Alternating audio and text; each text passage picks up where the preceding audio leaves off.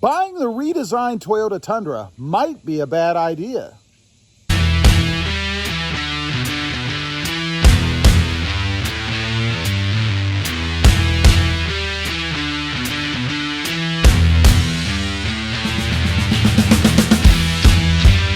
Good morning, everybody, and welcome back to Rob Motive FST.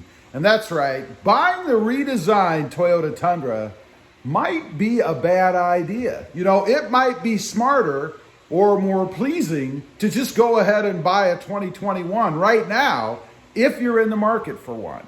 But why? I'm going to give you 6 reasons. Number 1, reliability, bugs. You know, I know everybody says that Toyota is the most reliable. They're not going to come out with a truck that's going to have problems.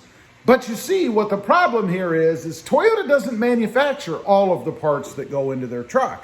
They go out to third parties, and they can't control those third parties. So you know, with all of these new parts and new systems in the truck, there are going to be bugs. Until this truck gets out there in the real world, it can't possibly be tested well enough so that they know what you and I are really going to do with that truck. Now, hopefully these bugs are minor and are small and are simply fixed. But frankly, we just don't know until the truck comes out. We do know what the 2021 Tundra is. Number 2, and this was a big one for me, power utilization.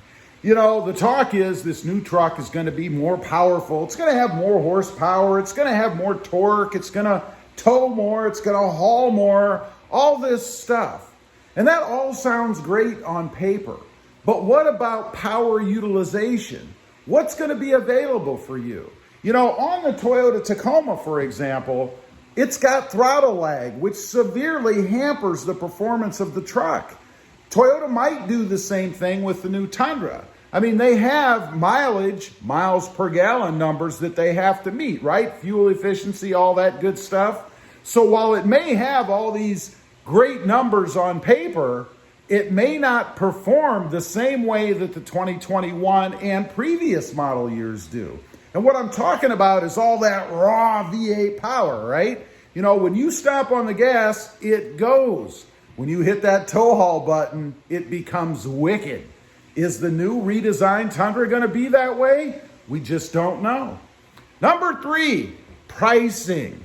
You know, it's obviously going to be more money. I mean, there's no question in my mind, model to model, apples to apples, it's going to cost more money than what the current generation does. That's just the way it goes. That's the way that it is. You know, maybe it would be a better idea to buy a higher trim level if you're going to spend that money anyway and get all the bells and whistles and stuff that you want that you may not be able to get on the new redesigned Tundra for pricing reasons. It's going to be more money, no doubt in my mind. Number 4, availability and shortages. You know, I really don't even know how it's possible that Toyota can release a brand new model truck this year. With all of the chip shortages and other part shortages, it's not just chips.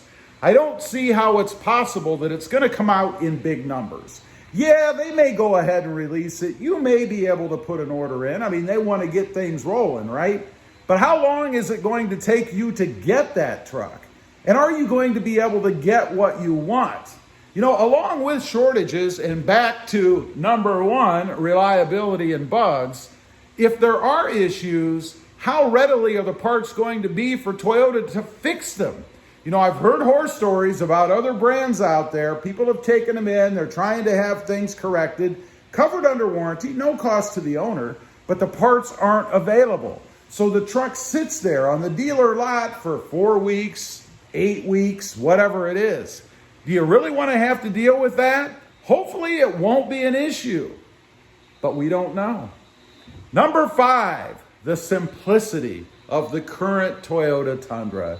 You know, it's both a good and a bad with this truck. I mean, it is very simple inside. It's very basic. Easy to use everything. Everything is well placed where you need it. No big deal, no problems. Well, with all these new systems coming in the new Toyota Tundra, how easy is it going to be to use? How simple is it going to be? You know, if it's mind-blowing like Toyota says it's going to be, I suspect it's going to be a lot more complicated, frankly. And do you want to spend the time screwing with it? You know, I like to get in and have things that are intuitive. An example I'll give you is Ford's radio system, their multimedia system. Now, this goes back a couple, 3, 4 years. But I remember when I got that truck, I got in and I was trying to program the radio, set my phone, all that stuff, use the navigation, and it was so complicated, I finally just gave up. I didn't have the truck that long, so it didn't really matter. But it wasn't intuitive. I had to whip out a manual and read pages and pages trying to figure out how to use my truck. I don't want to have to do that. Hopefully, Toyota keeps it simple. You know, they're supposed to be putting in this new conversational, we'll call it, multimedia unit. That's kind of where you can talk to it, and it kind of talks back to you. Now, that would be pretty cool if it works. We don't know. Number 6, looks. You know, I've mentioned before on all my channels that the first thing that I am attracted to when I buy a new truck, or any vehicle for that matter, is what it looks like. You know, it's got to look good. And I have some concerns about the new Tundra, primarily that front grille. It's kind of like they chopped the front nose of the Tacoma, of the Tundra rather, off. It's just this flat thing now. It has no character. What are they doing to the rest of it? You know, I find it interesting that they've shown us a lot of the truck so far, but they haven't shown us the rear end. Why not? Is there something wrong with it? Is it not finished yet? Which I would find it hard to believe that since it's supposed to be released soon, which by the way, I still think is going to be September 19th. We'll see. But why haven't they shown us those features? Kind of makes me wonder if maybe something's not quite worked out about it, or maybe something's wrong with it. Who knows? Maybe they can't get the parts to build them, so they're scrambling, trying to change it up a bit so they can actually release the truck. I don't know.